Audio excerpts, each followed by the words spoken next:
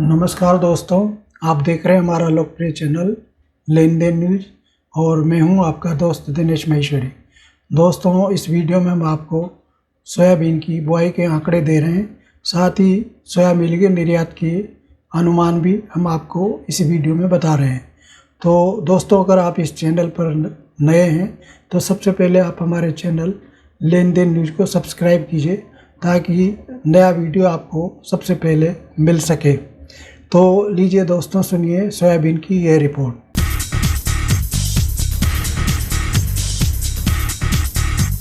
लगातार गिरते भावों के कारण किसानों का रुझान सोयाबीन से कम होता जा रहा है। पिछले 2 सालों के आंकड़े अगर देखें तो सोयाबीन की अपेक्षा लोगों का यानी किसानों का रुझान मक्का की तरफ देखा जा रहा है और यही कारण है कि किसानों को भाव नहीं मिलने से इस बार भी किसानों ने सोयाबीन की बुआई कम की है। खरीफ सीजन की प्रमुख तिलहन फसल सोयाबीन का उत्पादन क्षेत्र शुरुआत में आगे चल रहा था, लेकिन अभी लगभग 9 लाख हेक्टेयर पीछे चल रहा है। किसानों का कहना है कि पिछले 2 साल से किसानों को सोयाबीन के भाव नहीं मिल रहे हैं।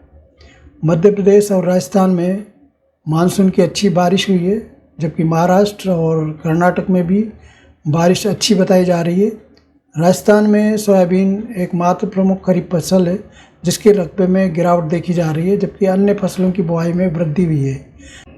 केंद्रीय कृषि मंत्रालय के अनुसार 11 जुलाई तक राष्ट्रीय स्तर पर सोयाबीन की खेती का रकबा 99.03 लाख हेक्टेयर था, जो पिछले वर्ष की इसी अवधि में 107.78 लाख हेक्टेयर की तुलना में 8.75 लाख हेक्टेयर कम है। और पिछले 5 वर्षों का औसत अगर देखें तो 127.19 लाख हेक्टेयर से 28.16 लाख हेक्टेयर कम है।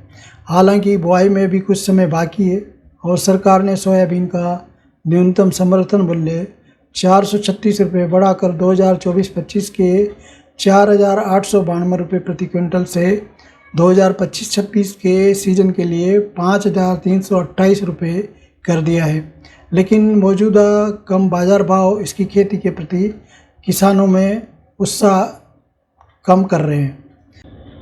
Soybean processor association of India यानी सोपा ने इस सीजन में घरेलू सोयाबीन के रकबे में 5% की गिरावट का अनुमान लगाया था, जो मौजूदा आंकड़ों के आधार पर सटीक प्रतीत होता है।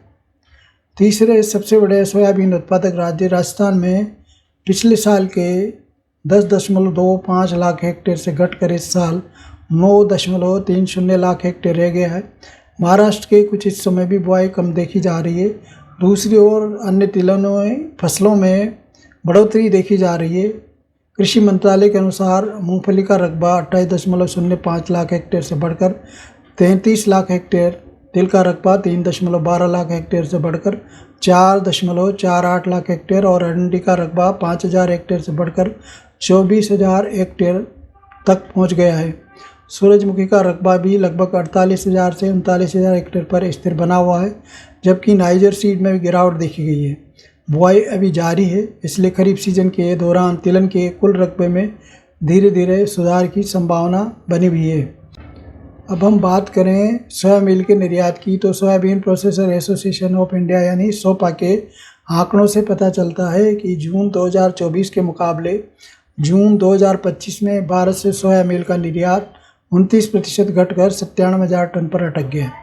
इसी तरह चालू मार्केटिंग सीजन के शुरुआती 9 महीनों में यानी अक्टूबर 2024 से जून 2025 के दौरान देश से कुल मिलाकर 15.60 लाख टन सोया डीओसी का निर्यात किया गया, जो 2023-24 सीजन के इन्हीं महीनों के शिपमेंट 17.80 लाख टन से 2.20 लाख टन कम बताया जा रहा है। एसोसिएशन के अनुसार जून में सोया मिल का घरेलू उत्पादन गत वर्ष के 7.10 लाख टन से गिरकर 68.70 लाख टन पर अटक गया। निर्यात के कमज़ोर प्रदर्शन से उद्योग को भारी धक्का लगा है। सोपा की रिपोर्ट के अनुसार अक्टूबर 2024 से जून 2025 के 9 महीनों के दौरान घरेलू मंडियों में सोयाबीन की कुल आवक 89 लाख टन पर पहुंच सकी थी, जो 23-24 सीजन की समान अवधि की आपूर्ति 98 लाख टन से 9 लाख टन कम रही।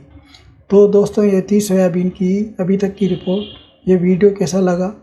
अगर अच्छा लगा हो तो आप इस वीडियो को लाइक और शेयर कीजिए। साथ ही और इस तरह के वीडियो देखने के लिए आप हमारे लोकप्रिय चैनल लेन देन न्यूज़ को सब्सक्राइब कीजिए। आखिर में आपसे निवेदन है कि किसी भी रिपोर्ट को लेकर आप भ्रमित ना हो। ये जानकारी विशेषज्ञों के सहयोग से आप तक पहुंचाई गई है। अगर आप कमोडिटी के और रिपोर्ट पढ़ना चाहते हैं तो आप हमारी वेबसाइट www.lendennews.com पर भी पढ़ सकते हैं। हाँ, एक बात और, वीडियो में दी गई जानकारी पूर्वानुमान पर आधारित होती है। बाद में कई बार परिस्थितियाँ बदल सकती है, इसलिए आप कोई भी सौदा अपने विवेक और सूझबूझ से कीजिए। किसी भी नुकसान के लिए चैनल उत्तरदायी नहीं है। ये वीडियो देखने के लिए आपका आभार और धन्यवाद। आपकी अमूल्य राय और सुझाव कमेंट बॉक्स में लिखिए। अगर आप सुझाव देंगे तो हम हमारी रिपोर्ट को और बेहतर बना सकेंगे। जल्दी ही आपकी सेवा में नया वीडियो लेकर फिर हाजिर होंगे। तब तक के लिए नमस्कार, धन्यवाद।